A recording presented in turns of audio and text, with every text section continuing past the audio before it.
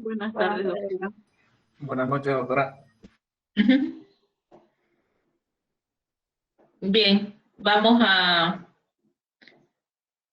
iniciar un nuevo tema, que es infecciones de transmisión sexual. Espero que tomen apuntes sobre lo explicado.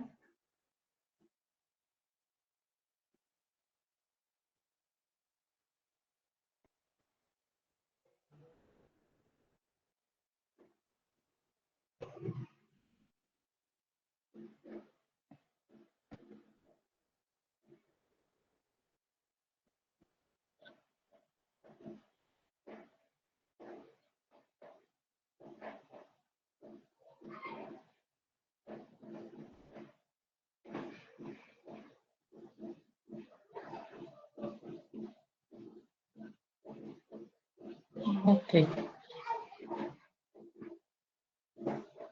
Me avisan, por favor, si se está reproduciendo.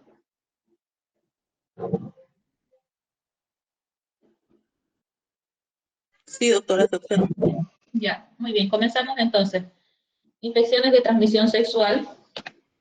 Eh, Como bien saben, este tema ya se toca desde que uno está en el colegio, ¿no? Es una transmisión de persona a persona, o tal vez pueden ser agentes causales de infección de transmisión sexual, pero por vía parenteral o tal vez intraplacentaria, ¿no? Pueden traspasar la placenta algunos agentes patológicos causantes de estas enfermedades, ¿no? La infección puede darse también, dicen, ¿no? Por contactos de piel con piel o en caso de que haya algunas ulceraciones presentes o entre piel y mucosa. Estos tipos de infecciones está causada por bacterias, virus, hongos o parásitos. Muchas de las infecciones pasan desapercibidas porque no presentan síntomas, sobre todo al principio de la enfermedad, ¿no? A modo que se va agravando el cuadro, ¿no? Se va complicando el cuadro. Ahí ya sí hay manifestaciones, tanto síntomas como algunas alteraciones celulares. La mayoría se curan y se previenen de forma sencilla, pero si no se tratan adecuadamente pueden tener importantes consecuencias, ¿no? El agente causal tiene una acción patógena cuando está el sistema inmunológico comprometido, ¿no? La transmisión sexual tiene una importancia epidemiológica cuyo tratamiento puede llegar a hacerse complicado. Muchas de las infecciones cursan de manera subclínica o asintomática, pueden ser recurrentes o autolimitadas. Las ITS no son mutuamente excluyentes, sino que se favorecen unas a otras. La coexistencia de varias de ellas en un mismo paciente en el mismo momento es habitual. Quiere decir que en un paciente no solamente un agente causal se puede aislar, puede estar ¿no? presente dos o más agentes causales de este tipo de infección. Por ejemplo, en los pacientes inmunodeprimidos, ¿no? con el virus de VIH, en esto se ve más este tipo de infección. Puede ser ¿no? que favorezca a una infección micótica, a una infección parasitaria o a una infección bacteriana, ¿no? Porque el sistema inmunológico está deprimido a causa del virus, ¿no? Del HIV, pero eso puede conllevar a otros cuadros. ¿Qué bacterias, qué virus, qué parásitos y qué hongos son los agentes causales en este caso, ¿no? En la etiología de la enfermedad. Las bacterias más importantes está en primer lugar la Neisseria gonorrheae, ¿ya?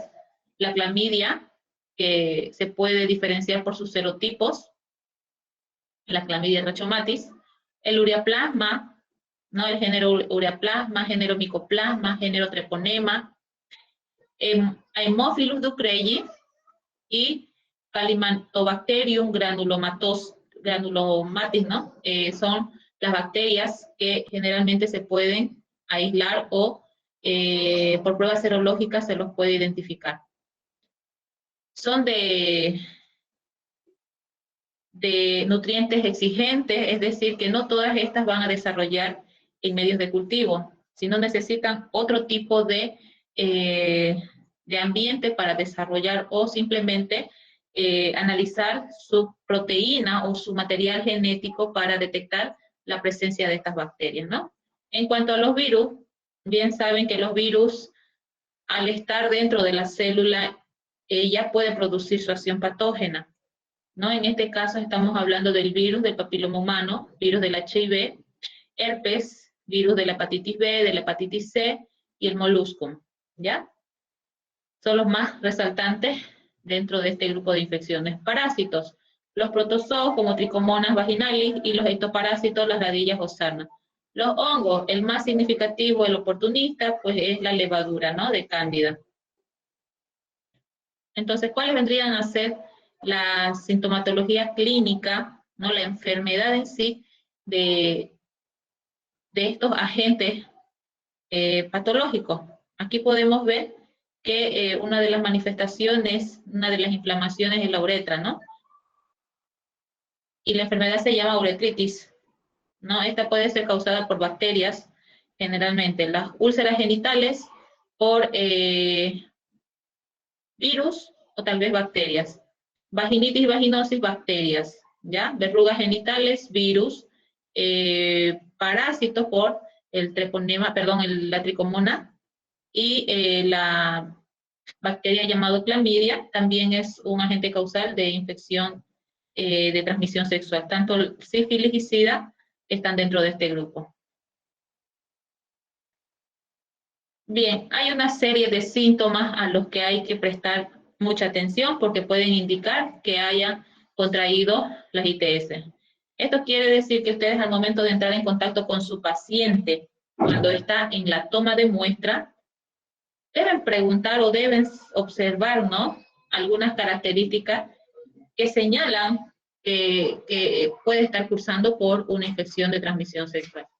En los hombres, ¿qué se va a ver en los hombres? Secreción, ¿no? Por la uretra, que está eliminando secreción por la uretra. Es un exudado purulento, es un exudado amarillento, pero que no refiere o que no libera olores desagradables, sino es la incomodidad, ¿no? Del paciente que de forma espontánea está segregando esa pus, ¿ya? Y ahí ya uno se da cuenta que puede ser causado por un agente, ¿no? De transmisión sexual.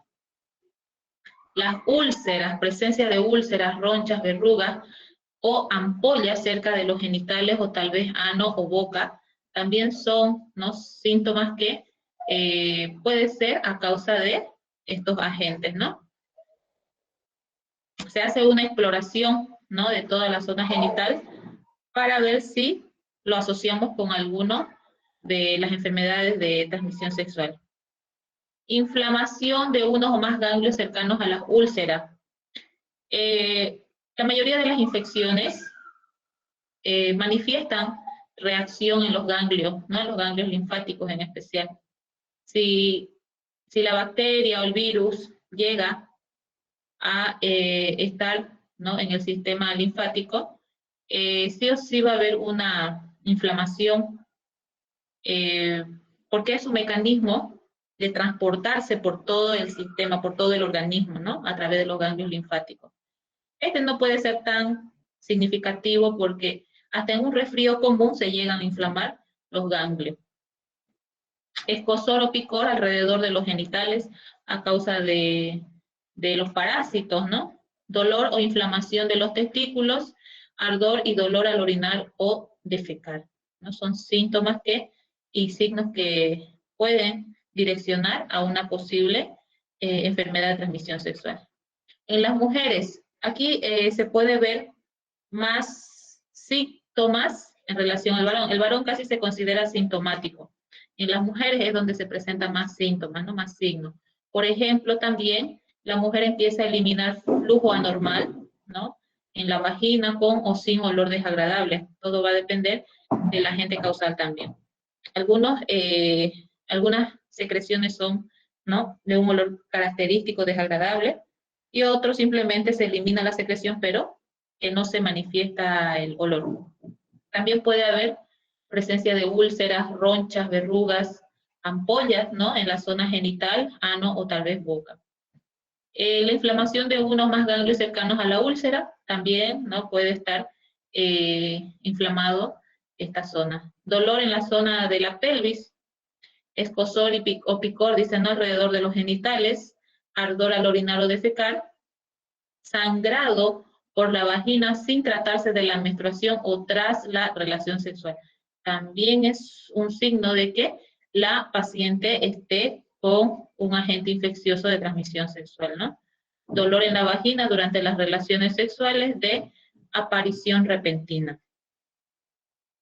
Bien, es lo que se manifiesta, ¿no? En un varón que siempre que se vea la presencia de esta secreción purulenta, pues podemos sospechar que sea un agente de infección, ¿no? Un agente, perdón, de infección de transmisión sexual. Entonces no hay, miren alrededor, ninguna anomalía celular, no hay verrugas, no hay úlceras, nada, pero sí hay la presencia de una pus, de una secreción, ¿no? Que no lo controla, que se libera de por sí solo. Entonces, gracias a todo eso, a todas esas exploraciones que se hacen, podemos identificar, ¿no? Las posibles infecciones, a qué zona en específico está haciendo el daño.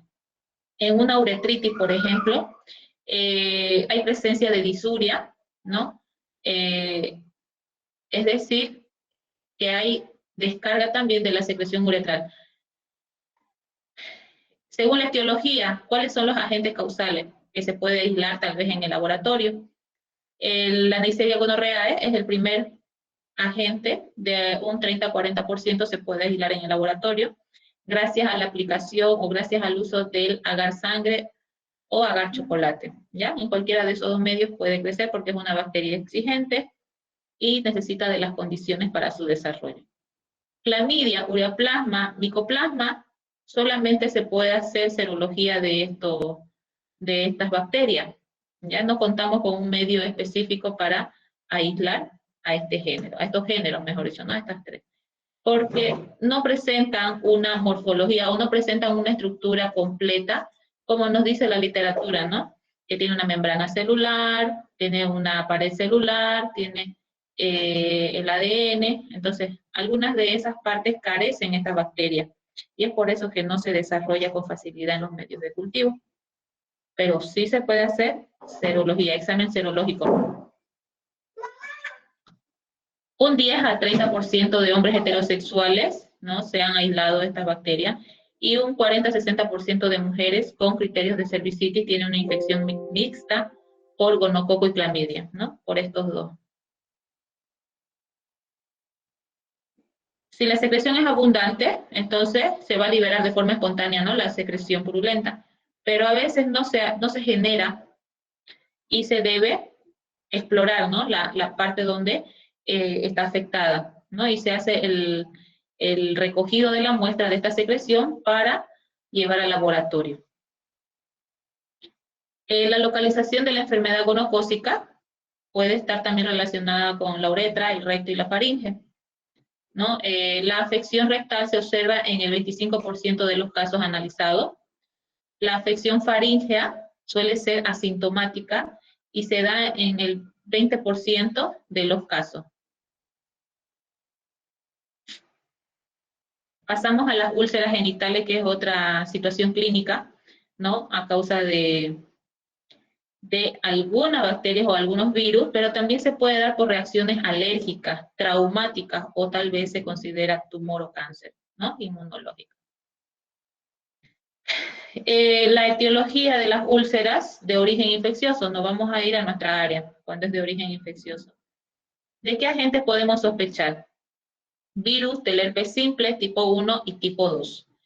En este caso, sí hay úlceras en los genitales, o sea, del ombligo para abajo, consideramos que se trata del virus del herpes simple tipo 2, pero si hay manifestaciones en la parte de arriba, consideramos al agente causal del virus del herpes simple, pero tipo 1, ¿ya? ¿Quién más puede provocar o producir úlceras genitales? El treponema pálido, que nosotros lo conocemos como la enfermedad de sífilis, ¿no? En diferentes etapas está representada la enfermedad de sífilis y una de ellas es la formación de úlcera. El Haemophilus ducreyi, igual, es generadora de estas úlceras. Esta bacteria de aquí es raro que se aísle en nuestro medio, ¿no? No se encuentra, no es tan común, ¿ya? Y la Chlamydia trachomatis, este sí es de mayor interés también. Estos son los serotipos que se puede detectar, L1, L2 y L3. Raro en nuestro medio, pero sí se ha visto casos que la Chlamydia trachomatis es también uno de los agentes que provocan úlceras genitales, ¿no? En sí, de todos los estudios que se ha hecho, no se encuentra al agente responsable en un 10 al 30% de los casos, ¿no? Por más que se vean las úlceras presentes en la parte genital, pero no se ha podido aislar al agente causal. En mujeres, ahí pueden observar, ¿no?, las úlceras bien significativas, ¿no? Son heridas. En los varones, miren, una sola úlcera ya es significativo, ¿no? Lo que se puede hacer en el caso que no se detecte en sangre a la bacteria o en cultivo, se puede hacer un hisopado de esta herida o tomar una pequeña porción de célula y hacer la prueba de reconocimiento del material genético para confirmar la presencia de la bacteria. Porque no siempre se va a manifestar, ¿no?, en la sangre, pero sí se puede aislar su material genético. Aquí ya está un poco más empeorado el cuadro, son úlceras más profundas, ¿no? Fíjense aquí que está con bordes definidos y rojizo, entonces pueden ser que esté pasando por una sífilis o por algún cuadro viral, ¿no?, que generan estos microorganismos. Ante una úlcera genital, siempre debe pensarse en una enfermedad de transmisión sexual en caso de pacientes sexualmente activos, sobre todo si existen adenopatías regionales acompañadas. Tras el diagnóstico de una de ellas debe excluirse la presencia de alguna ETS más. Entonces, no solamente va a estar un agente causal, pueden haber otros, ¿no?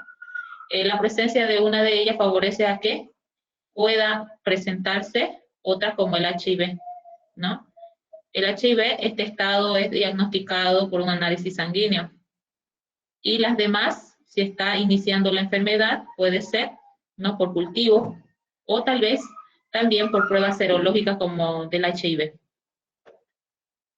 Otra situación clínica vendría a ser la vaginitis, vaginosis o leucorrea. En este caso son tres términos diferentes, porque depende mucho del agente causal de cada infección. ¿Cómo se ve el signo de que una persona está con cualquiera de estas tres enfermedades o estas tres infecciones? Tiene que haber el aumento de la secreción del flujo vaginal, segregado por las glándulas vulvovaginales, ¿no? Se elimina bastante flujo vaginal por la alteración justamente, ¿no? Dependiendo de su etiología, ¿ve?, se puede acompañar de otros síntomas como el picor vulvar, dispareumia y tisuria. En este caso, todo va a depender, dice, ¿no?, del agente causal para decir si se trata de una vaginitis, de una vaginosis o de una leucorrea. La vaginitis, por ejemplo, en un 90% está producida por la Candida albicans, vaginitis, ¿no? Trichomonas vaginalis puede ser el otro agente causal o pueden estar ambos juntos. En cambio, vaginosis está representado por diferentes géneros, como ser la Gardnerella, Streptococcus, Bacteroides, Mobiluncus y Mycoplasma. ¿Ya? Entonces, esa es la diferencia entre una vaginitis y vaginosis. Y podemos ver ahí, ¿no?, la secreción que elimina la mujer cuando está con estas infecciones. No es normal que segregue, ¿no?, líquidos, porque ya podemos pensar de una infección a causa de las relaciones sexuales. Por ejemplo, aquí la cándida es un oportunista, ¿no?, un hongo oportunista, que no se considera de transmisión sexual, pero sí es parte, ¿no?, de la infección, porque no se encuentra solo, puede estar con parásitos, con bacterias, ¿no?, el hongo. Y miren la diferencia. Este es una infección por hongo, se ve como leche cortada, espesa, ¿no? En cambio la otra, la vaginosis, es media transparente, pero que si le hacemos una prueba rápida con hidróxido de potasio a esta de aquí, si hay desprendimiento de un olor a pescado, podemos sospechar que es la Gardnerella, ¿ya? Entonces, todas estas manifestaciones en las mujeres nos hace dirigir al agente causal y diferenciar ambas infecciones, entre vaginitis y vaginosis. Las verrugas genitales, ya estas son condiciones, ¿no?, de alteración celular en los genitales.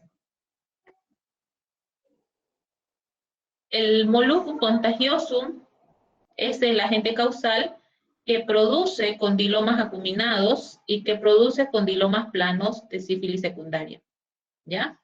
Aquí podemos ver que estos dos, producidos por el papiloma virus humano, pueden estar acompañados, ¿no?, por este virus, y cada vez más frecuentes se encuentran entre las primeras causas de consulta clínicas de enfermedad de transmisión sexual. Es una infección mixta, como pueden ver, ¿no? Los condilomas acuminados son lesiones vegetantes de coloración rosada y tendencia al agrupamiento, dice, que pueden llegar a formar grandes masas, ¿no?, celulares, sobre todo en pacientes inmunodeprimidos con formas de cresta. Pueden abarcar toda el área genital, anal y perianal. El problema es estético, pueden dificultar el parto si no son voluminosos, perdón, si son voluminosos, ¿no?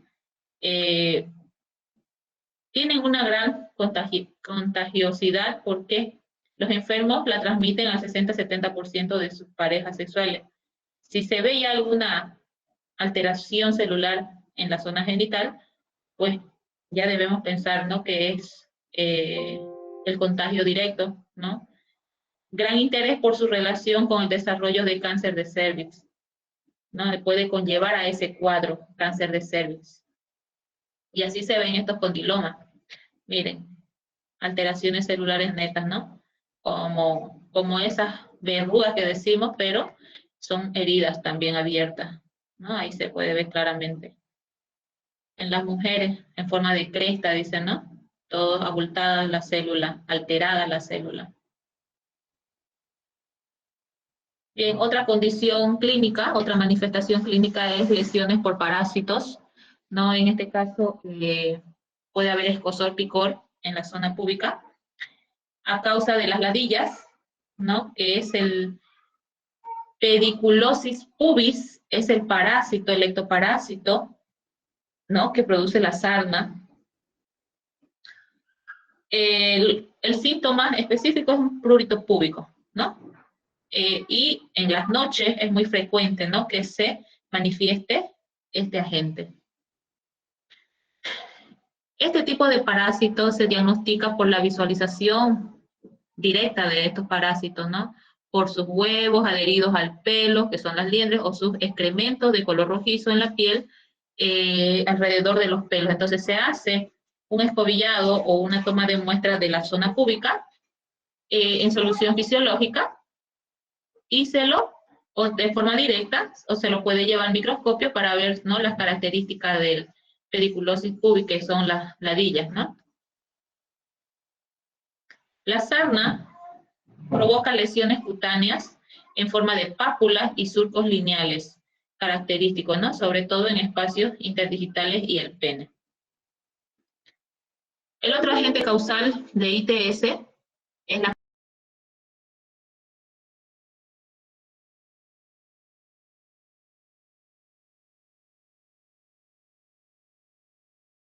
20 años. Existen serios problemas porque afecta a la piel un 70%, mucosas, destruye mucosa 10,3% y también los huesos 9,6%.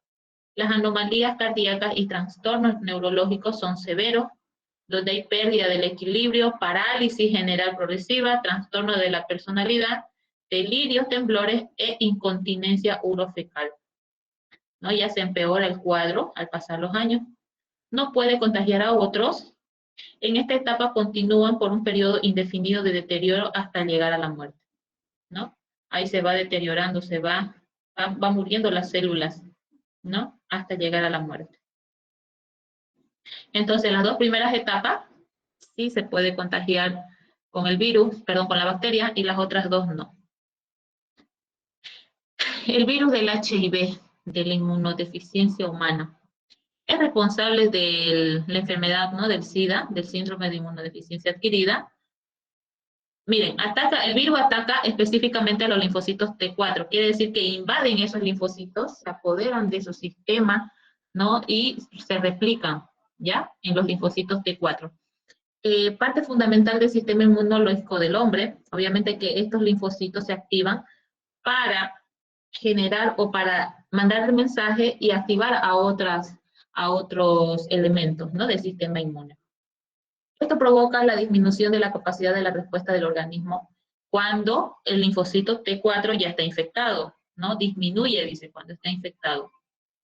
La causa más frecuente de muerte en infectados que cursan con SIDA es esta bacteria, ¿no? Aunque también es elevada la incidencia de ciertos tipos de cáncer, como los linfomas, el sarcoma de Kaposi, igual son personas que tienen esta enfermedad de base y su sistema está deprimido. También son características las complicaciones neurológicas, la pérdida de peso y el deterioro físico del paciente. Se ve, ¿no? En un paciente cuando está con su sistema deprimido, los pacientes con tuberculosis, por ejemplo, igual, ¿no? Se ve un deterioro en su estado físico, es justamente porque la bacteria está haciendo su acción patógena y llegar a invadir, ¿no? Todo donde se pueda utilizar como medios de replicación. La mortalidad disminuyó con la aplicación de los antirretrovirales. Hoy en la actualidad se está escuchando, ¿no? Se está volviendo a escuchar las infecciones con este virus. En vez que disminuya, nuevamente se ve un crecimiento de HIV, pero esto es a causa de violaciones, no es a causa de que tienen parejas con este virus, sino por violaciones. Los antirretrovirales ya cuentan todos los centros, todos los hospitales, porque el trabajador en salud no está a salvo, ¿no? De contraer este virus por los accidentes que suceden justamente. Entonces los antirretrovirales tienen que estar, ¿no? Como parte del botiquín que manejan los hospitales o como parte de un seguimiento epidemiológico. El VIH se transmite por vía sexual, contacto con sangre, agujas contaminadas y también puede pasar de la madre al niño durante el embarazo o en el proceso de parto y también en el proceso de lactancia. Miren, este virus atraviesa cualquier barrera, ¿no? Tras la infección pueden pasar hasta 10 años para que se diagnostique como SIDA, ¿no? El virus va a estar ahí, latente, pero para que se diagnostique como SIDA, para que se vean la sintomatología, tiene que pasar 10 años, ¿no? Eso dice la teoría. Bien, hasta aquí hemos descrito las infecciones que son consideradas, ¿no? De transmisión sexual. ¿Cuál es el aparato comprometido con estas infecciones? El aparato genital, ¿no? El aparato masculino-femenino. En este caso, para la toma de muestras se debe también tener criterios de aceptación o de rechazo. Si no hay criterios de aceptación, si no cumple con esos criterios de aceptación de la muestra, obviamente que vamos a rechazar, ¿no? Para evitar falsos resultados. En primer lugar, debemos indicar a nuestro paciente que sí o sí cumpla con la abstinencia de 2 días antes de la toma de muestra. Luego se solicita que espere de 3 a 5 días después de su periodo menstrual, ¿no? No aplicarse óvulos o cremas 2 días antes del estudio. Entre otras, dice, ¿no? En este caso, se solicita, ¿no? Un lavado, pero no tan intenso, profundo, solamente para barrer con la flora microbiana normal que se ha generado durante el descanso. Preguntar si está con tratamiento con algún antibiótico y eh,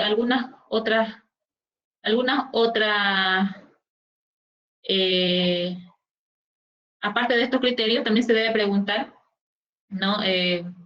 si ha tenido relaciones sexuales hace cuánto, si cumplir con la literatura, ¿no? Si solamente ha estado con una pareja o con varias, no sé. Hay que saber llegar al paciente para adquirir esos datos. Como experiencia les cuento esto, miren, una paciente ya con su bebé dando pecho, le han solicitado la prueba para diagnosticar sífilis, ¿no? El treponema pálido. Y resulta que se hizo la prueba serológica en el laboratorio y sale con un resultado elevado. Y nosotros decimos, ¿por qué si la mujer está dando pecho, es chiquitito su bebé, cuándo ha contraído? ¿Será antes o después de lo que tuvo a su bebé?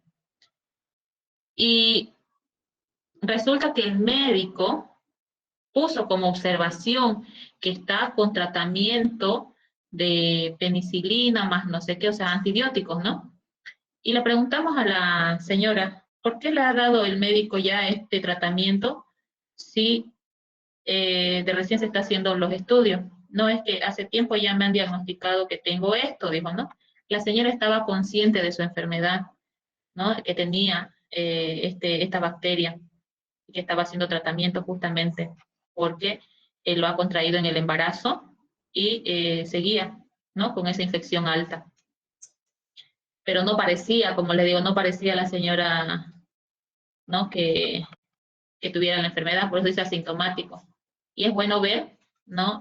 Si está tomando antibióticos o no, nos da referencia a algo. Bien, ¿qué muestras necesitamos para el análisis, para el diagnóstico laboratorial? En primer lugar, necesitamos un exudado de secreción vaginal, ¿no? En otras tomas de muestra dice hisopado de secreción vaginal. Y ¿cómo se debe realizar esta toma de muestra? Se solicita a la paciente que se ponga en posición ginecológica y sin introducir ningún aparato, ¿no? Ningún espéculo, en este caso, hacer rotar el hisopo, ¿no? Este hisopo. Y lo primero que debemos hacer es un extendido. Lo ideal es hacer 2 extendidos, ¿no? Por si algún caso, 2 extendidos. Luego, con otro hisopo, se debe tomar la muestra e introducir al tubo donde contenga un medio de transporte enriquecido. ¿Ya? Se toma la muestra y se introduce. Este medio se llama Stuart. ¿Ya? Medio de Stuart. Así como del ratoncito, ¿no ves? Stuart Little, así, Stuart. ¿Ya? Medio Stuart. Así como lo ven es celestito, el medio de transporte. Y también se debe tomar otro hisopo para introducirlo en solución fisiológica. ¿Ya? El Stuart, este de aquí, con ese hisopo vamos a poder hacer los cultivos en los medios, ¿no? Y el que viene el tubito de ensayo con solución fisiológica, ese me va a permitir observar las células, ¿no? Que están en esta secreción vaginal. Si se sospecha de otro agente causal, también, ¿no? Se hace un hisopado de la secreción vaginal y se introduce al medio específico de enriquecimiento para clamidia. Ya viene establecido, ¿no? El medio enriquecido para la clamidia.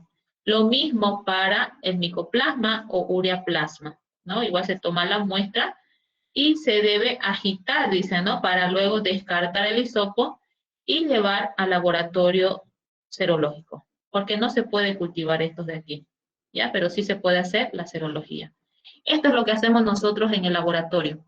2 extendidos para la tinción de Gram, perdón, claro, para la tinción de Gram.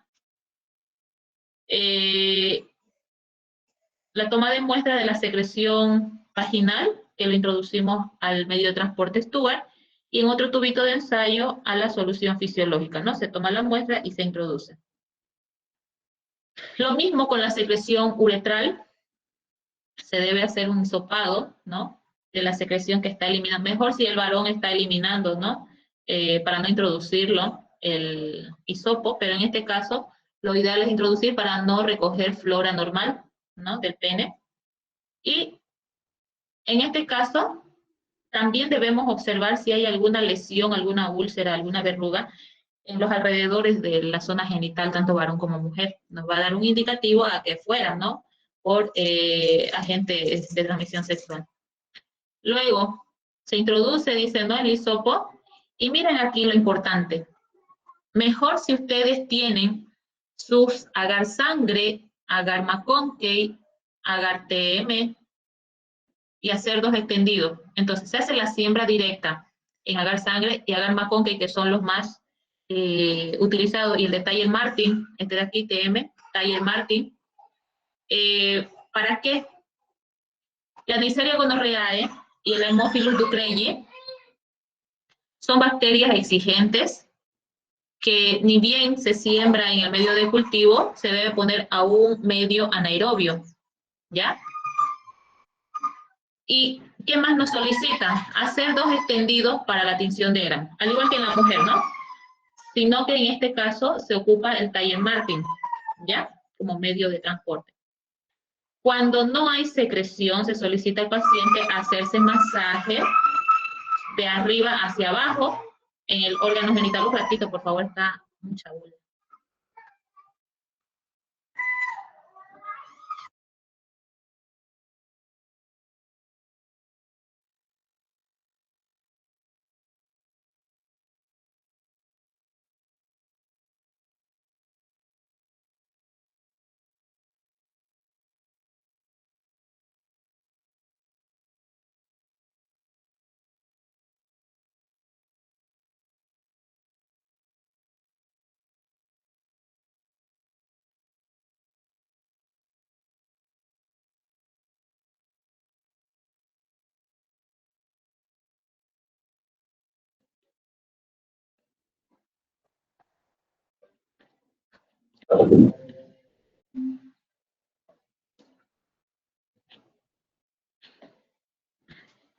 Entonces, la toma de muestra es muy importante en este caso, ¿no? De agentes de transmisión sexual. En el caso de las mujeres, si se hace este procedimiento de sembrado directo, mucho mejor también, porque recuerden que para ambos sexos son los mismos agentes etiológicos, ¿no? Eh, entonces, aquí decía, ¿no? Si es que no se observa secreción espontánea, entonces se debe pedir al paciente que se haga un masaje, ¿no? Para que se pueda obtener una correcta muestra. Si no, hay que solicitar, dice, los primeros 5 mililitros de la primera orina de la mañana. En el caso que no se evidencie la formación de secreción, el último recurso es pedir al paciente que orine, ¿no? Que recolecte la orinita, la primera de la mañana, para hacer el análisis también. Como en este caso, ambos aparatos, ¿no? El renal con el genital están conectados, entonces puede, ¿no? Puede ayudar en el diagnóstico. Bien, una vez que se haya recogido la muestra, se lleva al laboratorio, ¿no? En la parte analítica. ¿Y qué se debe hacer con esto?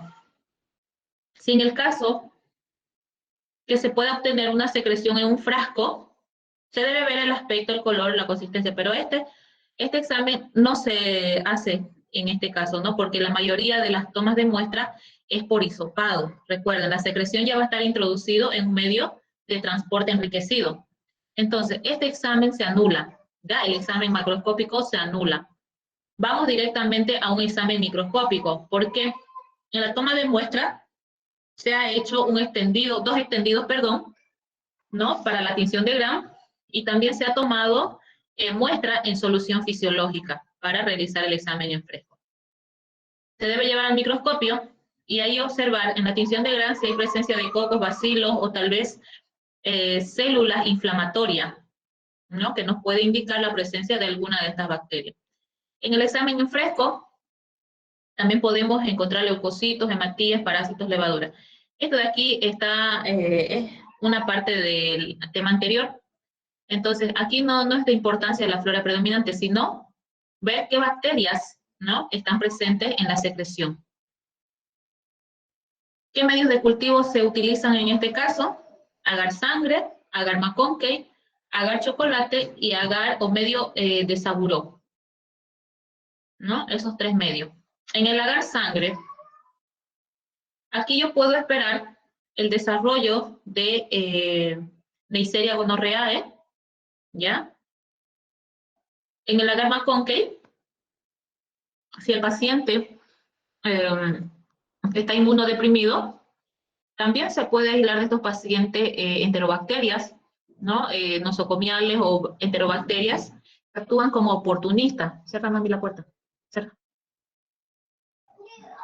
Vaya donde el papá. Entonces pueden actuar como bacterias oportunistas estas enterobacterias, ¿ya? En el agar chocolate, aquí puede desarrollar el género Haemophilus, pero específicamente podemos nosotros diferenciarlo, la especie, en este caso Ducreyi es el que tiene mayor relevancia en este grupo de infecciones, ¿ya? Haemophilus ducreyi, por los factores de crecimiento que tiene el agar chocolate. Y el medio Saburo solamente nos permite ver el desarrollo de las levaduras oportunistas, ¿no? Que es la cándida. En el caso que no existiera desarrollo en ninguno de estos medios, se puede pensar o se puede sospechar que fuera de origen viral o en otros casos de bacterias que no tienen afinidad por estos medios de cultivo, ¿no? Estamos hablando del género clamidia, del género micoplasma, del género ureaplasma. Pero, ¿qué se puede hacer en ese caso si se sospecha de estas bacterias? Se puede hacer un enzima inmunoensayo, perdón, ¿no? Que es la prueba de ELISA. Aquí nosotros podemos detectar el anticuerpo, ¿no? Que se ha generado en el sistema inmunitario cuando ha entrado en contacto con el agente causal, ¿ya? Se testa los anticuerpos. También podemos aplicar las pruebas de PCR o las pruebas rápidas, ¿ya? Las pruebas rápidas serológicas, por ejemplo, para detectar el virus del HIV, se ocupa pruebas rápidas, o llamadas también inmunocromatografías, ¿no? Pruebas inmunocromatográficas, que son las pruebas rápidas utilizadas en el laboratorio para detectar, por ejemplo, el virus de la hepatitis B, hepatitis C, también, ¿no? Utilizamos estas pruebas rápidas. La PCR es un método más efectivo para llegar a identificar al agente causal, ¿no? Por su material genético, por su ADN. Los cultivos nos permiten una confirmación diagnóstica, pero no es práctico, dice, ¿no? Para el manejo clínico, por la lentitud en el resultado, además, que requiere un medio de transporte específico.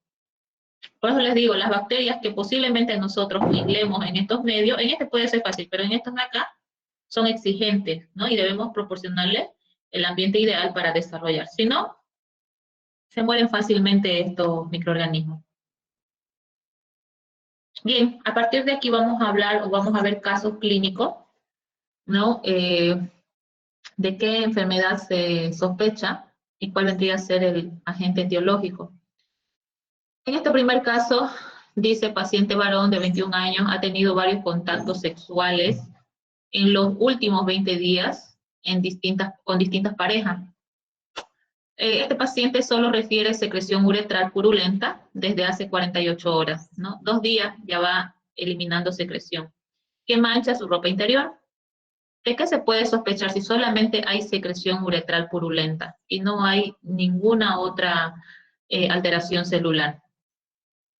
Entonces, a efectos prácticos no son distinguibles, dice, ¿no? Por solamente la secreción purulenta. La uretritis, en función de su etiología, ¿no? No es clínicamente distinguible, dice, a pesar que algunas características clínicas pueden asociarse con uno u otro germen. Si dice con distintas parejas, ya podemos sospechar que es de transmisión sexual, ¿no? Y es una secreción purulenta uretral, dice.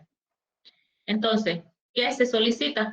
Tomar la muestra de esa secreción, llevar al laboratorio y ver si el agente causal crece, ¿no? O se puede aislar en el laboratorio. En este caso, habitualmente debe hacerse, dice, un tratamiento empírico que cubra todos los gérmenes habituales. Se hizo el análisis y se ha diagnosticado al paciente una uretritis, pero por el género ureaplasma, ¿ya? Entonces, eso fue lo que se ha diagnosticado en el laboratorio. ¿Cuál es el manejo de las parejas sexuales? Dice, ¿no? En este caso, el tratamiento tiene que ser en pareja, no para uno solo, sino en pareja. Una uretritis no son distinguibles también clínicamente, ¿no? En función de su etiología, las características puedan asociarse de uno a otro germen. No es solamente uno, sino cualquiera de lo que hemos mencionado anteriormente pueden ser los agentes causales. Se permite un cultivo, ¿no? Para la confirmación diagnóstica, pero también no es práctico para el manejo clínico por la lentitud, ¿no? ¿Sería muy útil una tinción de Gram? Sí. Lo primero que debemos hacer entonces cuando veamos, ¿no?, al paciente eliminar secreción es un extendido en lámina, ¿no?, el portaobjeto para la tinción de Gram. Pero ¿quién la realiza? Dice, ¿no?, la tinción de Gram. ¿Quién es el que lo realiza la tinción de Gram, jóvenes? ¿Quién está encargado de hacer este estudio?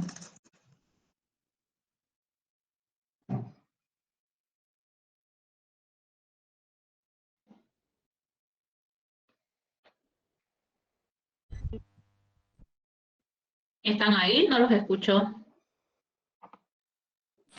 Los bioquímicos. Los bioquímicos.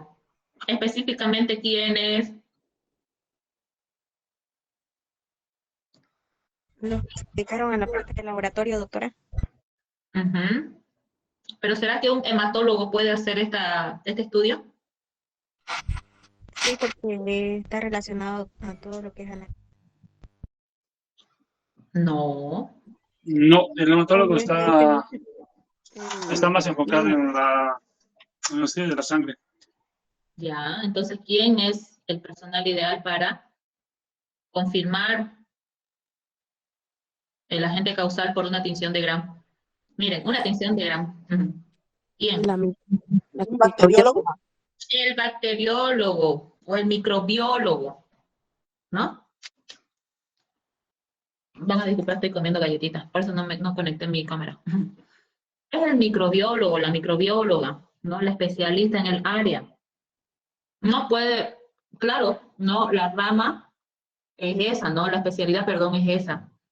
Todos salimos a nivel licenciatura, ¿no? Como bioquímicos, farmacéuticos, pero la especialidad o la maestría, ustedes ya seleccionan, ¿no? Un hematólogo no puede firmar un resultado de tinción de Gram. El hematólogo está especializado para análisis celulares sanguíneos, ¿no? Alteraciones, no sé. Entonces, ya saben, ¿no? Pero ¿quién la realiza? Dicen, ¿no? Un microbiólogo. Bien, siguiente caso. Mujer de 24 años de origen sudamericano refiere tener molestias vaginales desde hace varios días. No refiere otro dato que pueda ayudar en el diagnóstico. No ha presentado anteriormente vaginitis. En la exploración se observa clara secreción blanquecina, o sea, no se observa, ¿no? Ni secreción característica para una infección, ni úlceras. Nada. De todas maneras, se realiza el exudado vaginal y se pone en tratamiento con clotrimazol, que es un óvulo vaginal a dosis única. ¿Qué otros datos de exploración o de laboratorio se podrían haber pedido o realizado? Si solamente dice ella que tiene molestias vaginales desde hace varios días, pero no hay secreción característica ni úlcera. ¿Muestra de orina, doctora? Podemos, ¿no?, analizar una muestra de orina a la par con una secreción vaginal, ¿no ve? Sí, está bien. ¿Un examen de secreción? Sí, se tiene que hacer un análisis de secreción.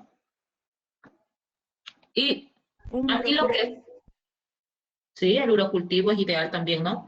En las mujeres en sí, cuando ustedes pasen por un proceso infeccioso, muchas veces van a ver que viene acompañado urocultivo más secreción vaginal, igual cultivo de la secreción vaginal, ambos, ¿no? Para descartar que no fuera agente causal de infecciones genitales o que sea contaminación, ¿no? En la orina.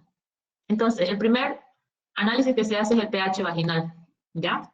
Gracias al uso de la tira de orina también podemos nosotros ocupar los valores, ¿no? Para medir el pH vaginal. Bien, miren, con tan solo medir el pH vaginal podemos dar un diagnóstico presuntivo, ¿no?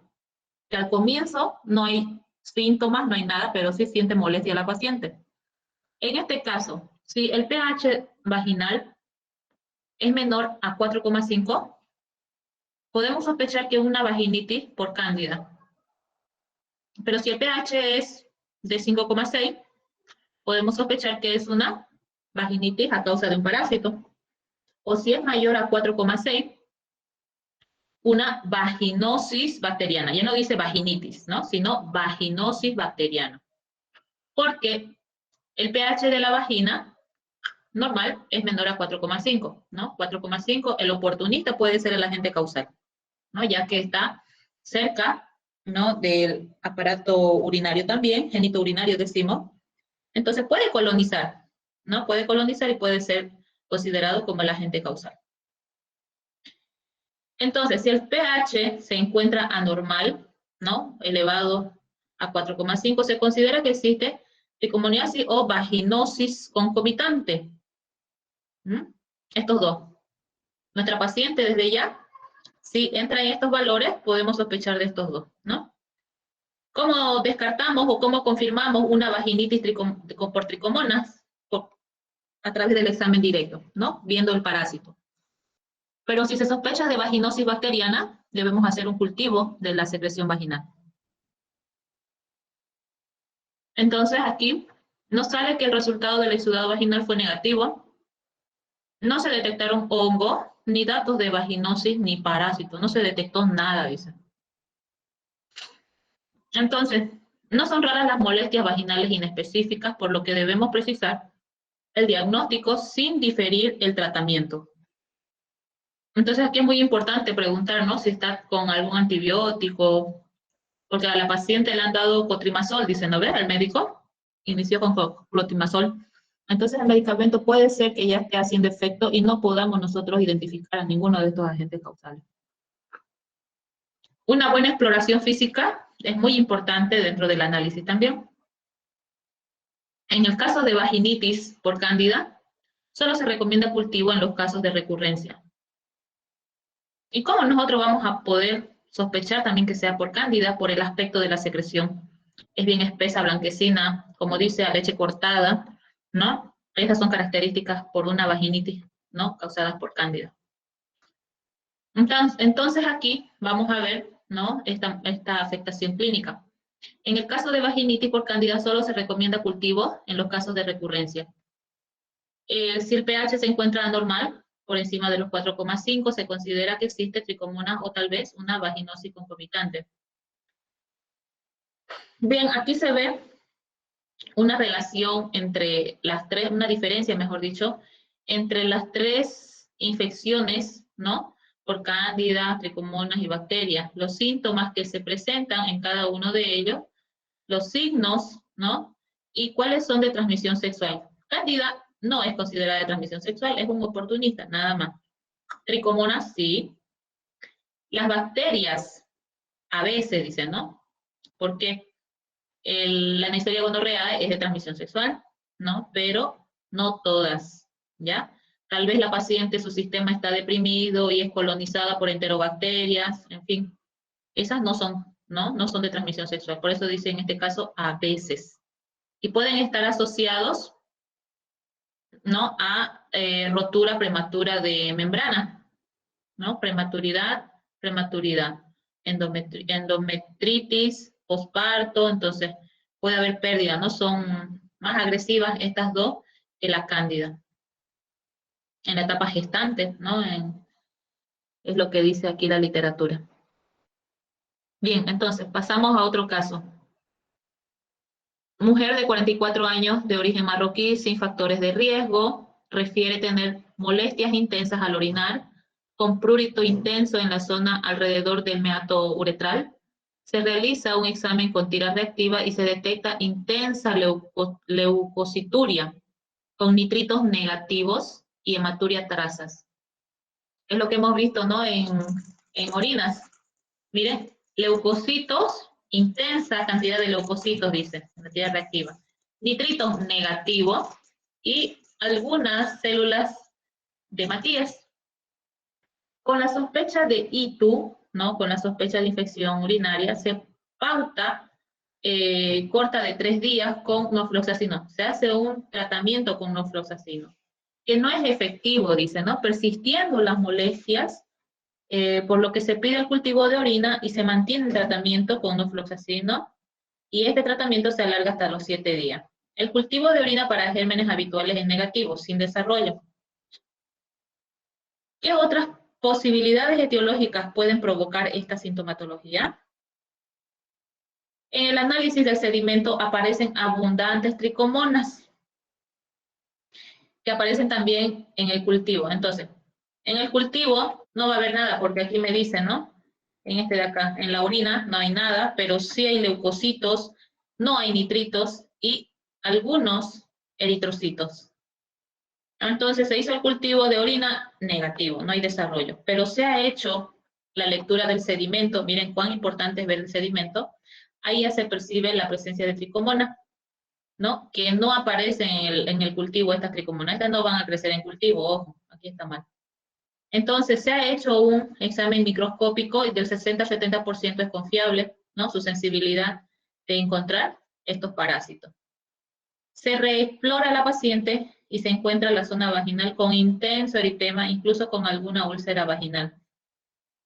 La paciente es diagnosticada de vaginitis tricomoniásica, es tratada con metronidazol, dosis única, resolviéndose la situación, ¿no? Entonces su infección era por la tricomona, ¿no? Pero fue encontrada ¿en dónde? En el sedimento de la orina, es decir que ha contaminado la orina con secreción vaginal, siendo que en la secreción también se ha encontrado presencia de este parásito. Otro caso, mujer de 29 años, a quien se le realiza una citología vaginal para despistaje de cáncer de cervix. En el resultado se encuentra inflamación, pero está asintomática. Ya se encuentra inflamación, pero está asintomática. Se le realiza un exudado vaginal a la paciente y aparece una Gardnerella. Ya en el exudado aparece una Gardnerella. Entonces, esto quiere decir que le han hecho el cultivo, ¿no? de la secreción vaginal y han identificado la Gardnerella. La exploración es normal, no hay anomalías, ¿no? Alrededor de la zona genital. ¿Cuál es la actitud más apropiada para este caso? Pregunta, ¿no? Está relacionado con una vaginitis, ¿no? En el 40-50% de las mujeres sin vaginitis y con flora vaginal normal se aísla la Gardnerella, es decir, se puede encontrar Gardnerella en una persona normal, de modo que no es criterio suficiente para el diagnóstico. Pero si la flora, ¿no? de la vagina está más predominante en la Gardnerella, ahí ya podemos considerar que es patógena. Esta aquí está. Criterios para determinar una vaginitis bacteriana. Que el pH de la vagina sea mayor a 4,5. Entonces, el día que nosotros trabajemos con estas muestras, tenemos que medir el pH en primer lugar, ¿no? Cuando hay aumento de las Gardnerellas en la flora vaginal, también podemos ver la presencia de las células guías. ¿Ya? ¿Qué son estas células guías? Son las células epiteliales que están colonizadas en su interior bacterias de Gardnerella. En el examen directo se ve de color negro oscuro con puntos bien negritos las células epiteliales, ¿no? Que están en todo el citoplasma.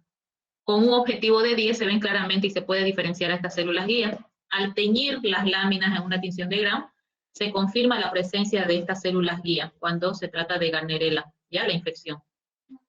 La liberación de aminas con o sin la adición de hidróxido de potasio es otro estudio, ¿no? Que se hace, es un estudio rápido para ver si hay desprendimiento de olor característico a pescado. Si se percibe ese olor, ya lo podemos nosotros relacionar con una vaginitis a causa de la Gardnerella vaginal. El flujo homogéneo aumentado, entonces hay secreción abundante, ¿no? Igual es indicativo a una infección. De todos estos criterios, si se cumplen al menos 3 de estos criterios, ya confirmamos, ¿no?, que la paciente está con vaginitis.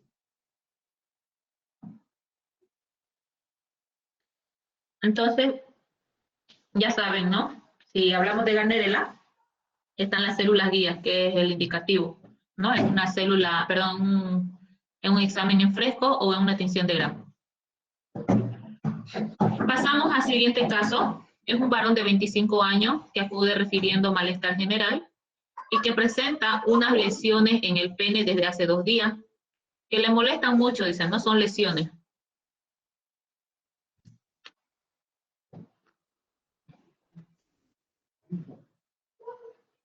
Entre sus antecedentes personales, no refiere, ¿no?, antecedentes de úlcera, ni otras de transmisión sexual. Refiere haber mantenido relaciones por última vez hace 3 días con su pareja estable, aunque ha mantenido relaciones con otras parejas en el último mes. Ya aquí nos dicen, ¿no?, que puede ser un agente de transmisión sexual. En la exploración presenta lesiones vesiculosas en borde prepucial, agrupadas y dolorosas. Presenta varias adenopatías bilaterales discretamente dolorosas. No se observan úlceras en el resto del pene. ¿Cuál vendría a ser el primer diagnóstico, ¿no?, en la que uno debe pensar? Herpes, ¿no? Según a lo que describe, entonces puede ser herpes genital, porque dice dolorosa. Estos herpes son heridas dolorosas, ¿no? Bueno, sospecha diagnóstica, herpes genital. ¿Qué se hace? Se puede hacer una tinción de Giemsa, ¿no? Gracias al extendido de la muestra, y una tinción de Giemsa o tinción para Papa Nicolau, ¿no? En un 50%, las inclusiones citoplasmáticas y células gigantes multinucleadas se observan. La sensibilidad más baja que el cultivo es del 50-70% y posible en muestras de cervix. Entonces, en este caso, no hay un diagnóstico laboratorial definido que le garantice, ¿no?, que es el herpes genital la enfermedad por la cual está cursando. O sea, el virus mismo no se lo puede detectar, ¿no?, sino se puede ver algunas alteraciones celulares, ¿ya? Sí se puede hacer una serología en el laboratorio a través de la detección de anticuerpos de tipo IgM anti el virus del herpes simple, ¿no? Estos anticuerpos en el organismo ya está circulando, ¿no?, porque ha tenido contacto con el virus del herpes simple. Son muy sensibles, pero poco útiles en la atención primaria porque no dan positivo hasta la 6ª semana post-exposición. Entonces, a partir de las 6 semanas se puede hacer la serología. ¿Qué otros diagnósticos se puede aplicar? La PCR, la prueba de ELISA, ambos tienen una sensibilidad del 96% y una especificidad del 99%, ¿no? Detectan positivos a ese nivel, del 96 al 99. Es muy caro y solo se utiliza en encefalitis por herpes simple, ¿no? Test de detección del virus, aplicando el método de inmunofluorescencia directa.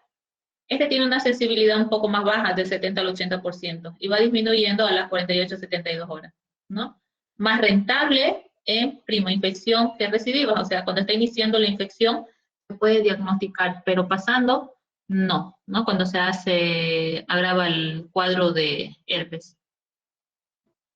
Cultivo celular también se puede hacer en el laboratorio, pero también tiene sus desventajas, ¿ya? Entonces, en primer lugar, están estas dos pruebitas, PCR y ELISA. Además del tratamiento, ¿qué otras situaciones deben realizarse? ¿Qué otras actuaciones, deben realizarse? Sí o sí las pruebas de serología para descartar, ¿no?, sífilis por las heridas que son dolorosas, ¿no? El treponema pallidum produce igual úlceras, pero que no son dolorosas. La prueba de VIH también es un test que se puede acompañar porque no solamente un agente causal va a estar presente, ¿no? Pueden estar más. O la hepatitis B, ¿no? Si se desconocen antecedentes, entonces realizar esa prueba. Se hace un seguimiento al paciente, ¿no? Para ver si hizo efecto, ¿no? El antibiótico o los antivirales que se le administran. Este mismo paciente acude de nuevo, dice, 7 días después por presentar una úlcera en raíz del pene, ¿no? Y esa úlcera a estas medidas. Y ahora dice que ya no le duele. En primer lugar, le dolía, ahora ya no le duele. No está disponible la analítica que se ha realizado hace 3 días. Entonces, se debe explorar y se encuentra una úlcera en la raíz del pene, pero no tiene dolor el señor y es dura, ¿ya? La úlcera, ¿no? Con bordes definidos, duro, y no se ve el fondo de la úlcera con necrosis, ¿no? Es una herida reciente, pero indolora y dura. ¿Cuál es el diagnóstico de sospecha? Aquí se le hace el estudio de BDL y la prueba de FTA. Son pruebas para descartar sífilis, ¿no? Para descartar la presencia de treponema pallidum. Y sale negativo estos dos análisis. Pero ¿qué dice en la literatura? Las úlceras indoloras ya es un cuadro más avanzado, es una etapa más avanzada de la sífilis. Estos de aquí se utilizan para la enfermedad en etapa inicial, ya por eso salió negativo. Vamos a seguir viendo entonces. ¿Cómo se deben interpretar estos resultados? Dice, ¿qué se debe indicar a partir de ahora? Aquí tenemos, para analizar, ¿no? Estas dos pruebas que ven aquí, están relacionadas aquí. Si ambas pruebas salen negativo, decimos que hay ausencia de sífilis primaria, ¿ya? Si el primero no sale positivo y el otro negativo, falso positivo.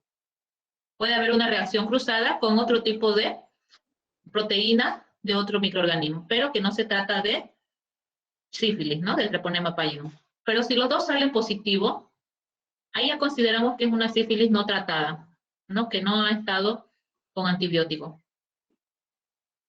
Y si el resultado sale el primero negativo y el segundo positivo, en este caso ya consideramos una sífilis primaria precoz.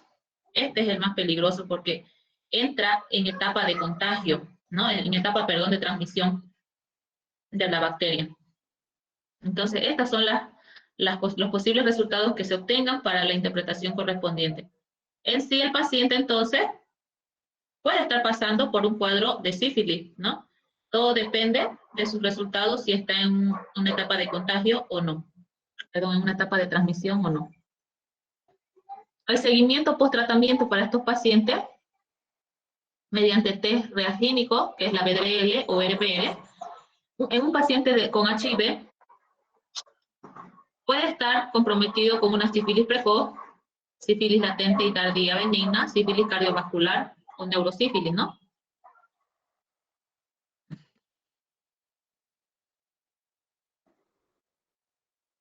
En este caso, la prueba de BDL se negativiza, dice, ¿no? Hacia el primer año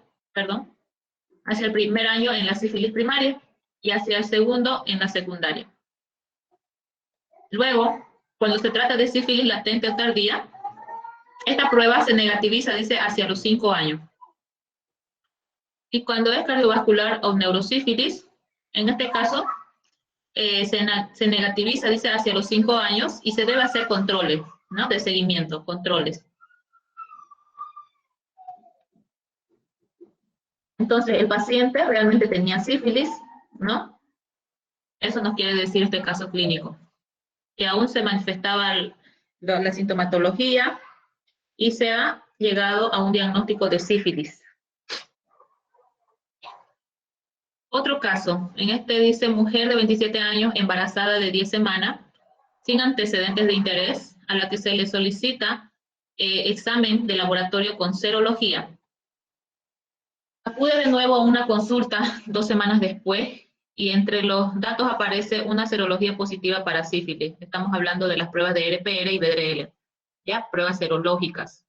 Y estas dan positivos en valores 1 en 132, son diluciones altas. En inmunología, ¿han visto estas pruebas ustedes? ¿O han escuchado de estas pruebas de RPR o BDRL?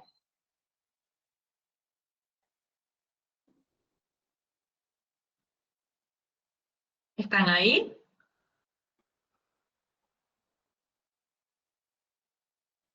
Hola.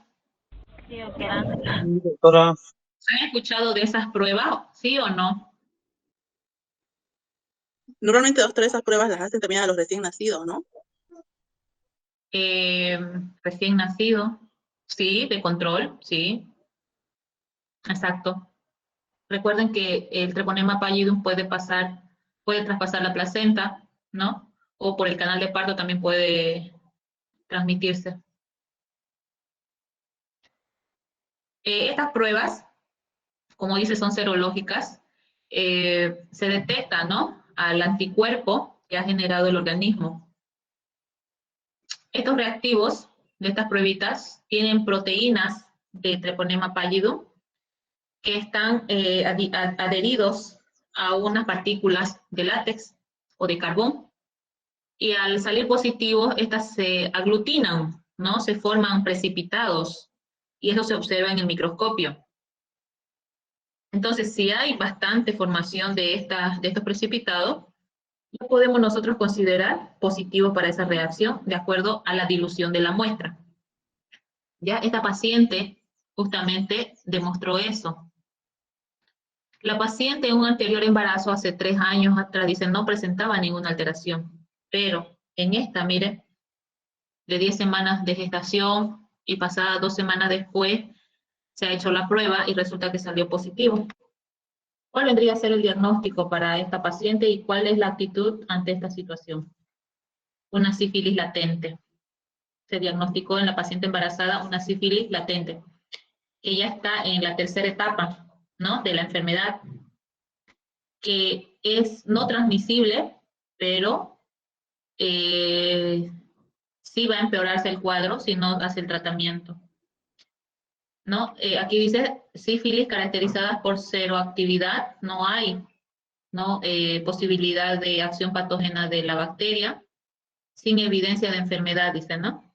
Está latente, está ahí la bacteria en la persona, pero que no le está produciendo daño. La sífilis latente temprana, si en el último año ha habido una seroconversión, aquí se testa la cantidad de anticuerpos versus la cantidad de carga bacteriana. Seroconversión, dice, ¿no? Ahí tiene que haber más anticuerpos, se debe generar más anticuerpos en relación al antígeno. Y la sífilis latente tardía, esto se da cuando ha pasado más de 1 año desde la primera infección, o bien no podemos determinar con exactitud el tiempo transcurrido, ¿no? Una sífilis latente tardía. No se tiene en claro la fecha de transmisión, ¿no? Cuándo ha adquirido la bacteria. En esta fase, ¿no? La paciente solicita, ¿no? Realizar un análisis de LCR. Si hay síntomas de enfermedad terciaria, o sea, si está en la etapa terciaria, los síntomas pueden ser neurológicos o oftálmicos. El análisis de líquido cefalorraquídeo, entonces, les va a ayudar, ¿no? A descartar si hay problemas neurológicos, ¿no? O falla del tratamiento o ser HIV positivo. Si no hay síntomas ni retinitis, hay autores que indican que siempre hay que hacerlo, las pruebas, sí o sí, para descartar, ¿no? Otros lo reducen en algunos casos. Si el título es mayor a 1,32, también se aconseja hacer el análisis.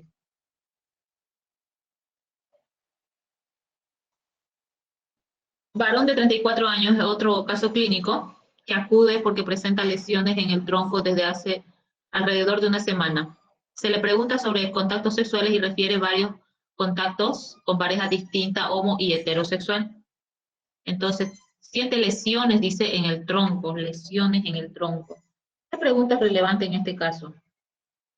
No da indicios, ¿no? A que haya verrugas, que haya úlceras, que haya secreción, no nos dice aquí. Solamente que hay lesiones en el tronco desde hace una semana.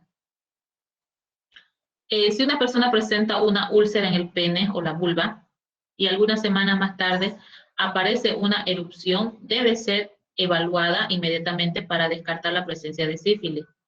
Aquí el paciente no nos dice eso, ¿no? Solamente dice que es bisexual, tiene preferencia tanto a hombres como a mujeres.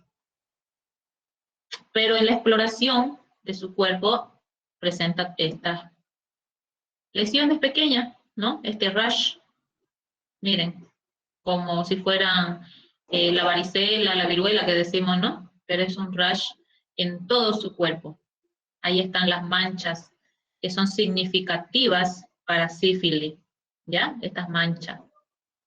Entonces, cuando se trata de una sífilis no tratada, ¿no? Estamos hablando de una sífilis primaria, el chancro sifilítico.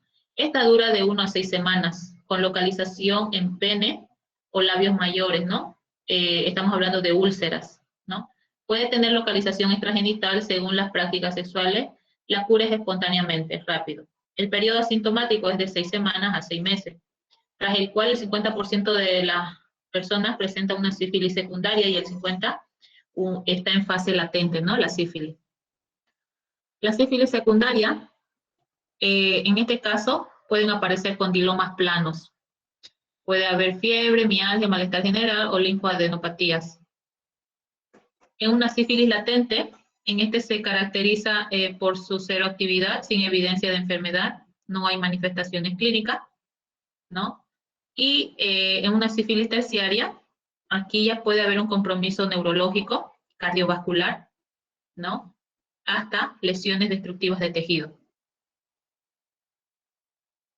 Entonces, cuando hay la sospecha de un diagnóstico de sífilis, también debemos hacer una exploración, ¿no? Si hay presencia de un chancro, de las úlceras duras, indoloras, se toma la muestra de ese tejido y se hace un extendido, pues, ¿no? de ese tejido para observar en un campo oscuro. Perdón. En este caso también podemos aplicar lo que es la inmunofluorescencia indirecta o la inmunofluorescencia directa para buscar a la bacteria, ¿no? Por eso dice en campo oscuro, inmunofluorescencia directa. También se puede hacer serologías como la BDRL o RPR y la FTA. ¿Ya? Pueden ser no concluyentes, pero sí nos puede orientar al diagnóstico.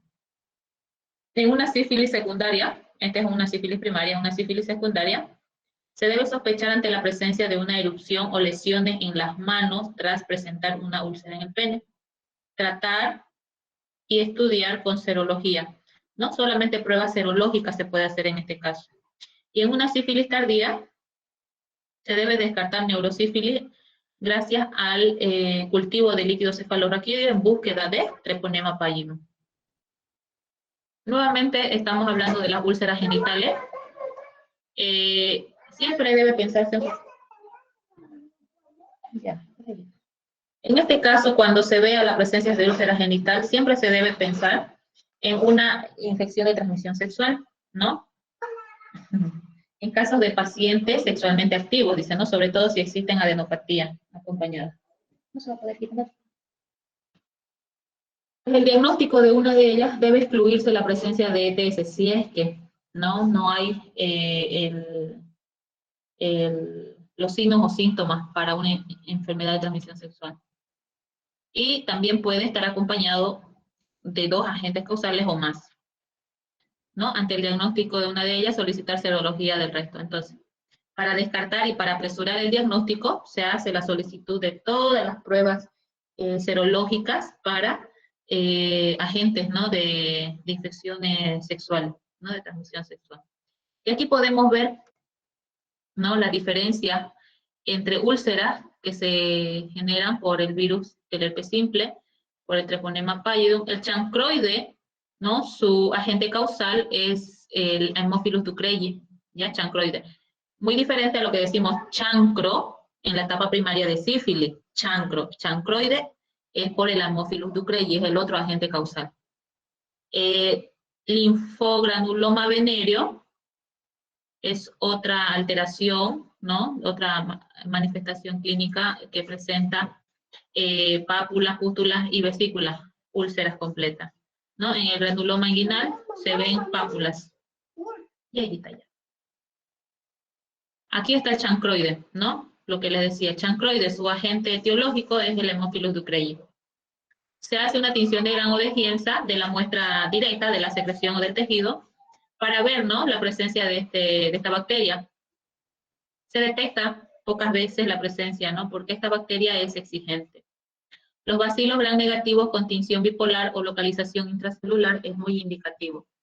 El Haemophilus ducreyi van a estar en los leucocitos, ¿no?, intracelular, se van a teñir, se van a sobreponer en los leucocitos. Y esa es la forma de observar en una tinción de Gram.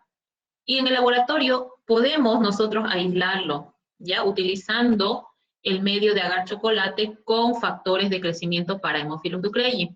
Ya hay eso en Bolivia, se hace, se trabaja con esos medios.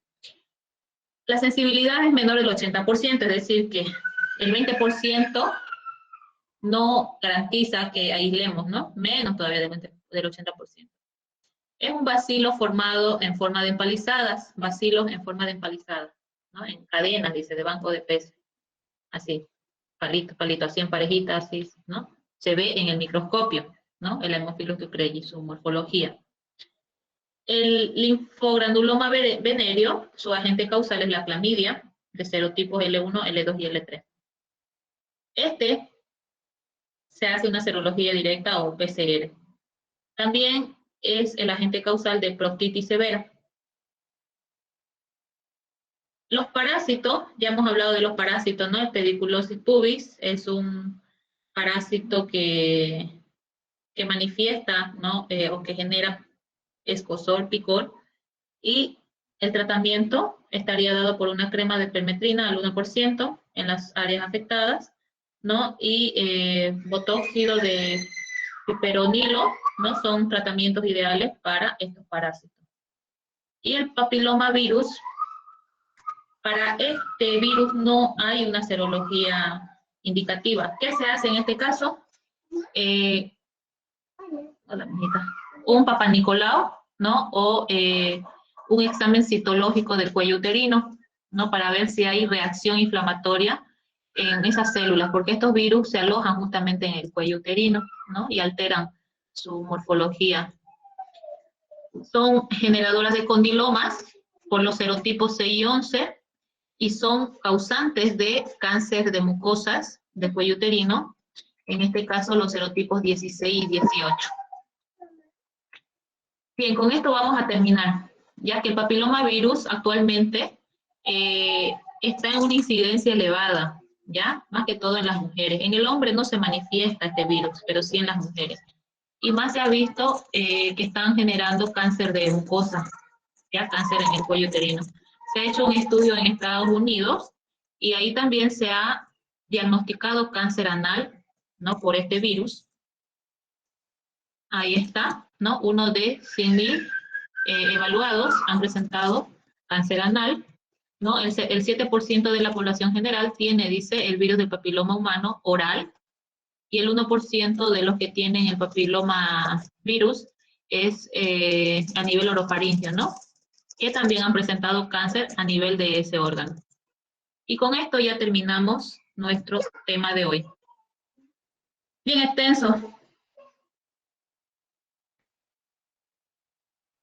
Con esto entonces damos por finalizado el avance del tema número 4. Si tienen alguna pregunta, pueden hacerlo. Caso contrario, nos vemos en sus clases, ¿no? De laboratorio, con lo que falta. Si no hay preguntas, nos despedimos. Doctora, ¿de este tema más va a revisar los más conceptuales o todavía el tema no entra? No, ya desde aquí en adelante yo lo voy a considerar virtual la presentación. Todo depende de la fecha de mi internación, ¿no? De la cesárea que vayan a hacer. hoy día fui al médico y mañana ya me toca programar, a ver para cuándo, me dicen, ¿ya? Entonces ya no nos pasamos clases presenciales en práctica. Yo les voy a avisar, ¿qué grupos son ustedes? Estoy buscando eso. Grupo C, doctora.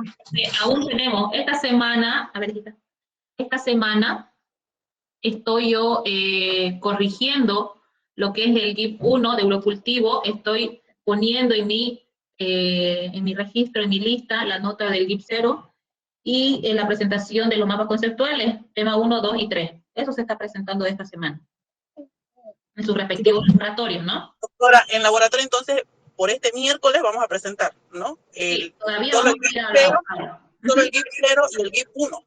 Sí. Y los 3 mapas conceptuales. Exactamente. Ya, doctora, gracias. Ya, en sus respectivos laboratorios. ¿Listo?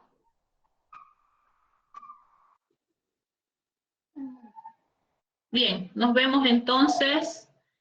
Se cuidan, que tengan buenas tardes. Hasta luego, doctora, gracias. Chao. Hasta luego, doctora. Hasta luego, doctora.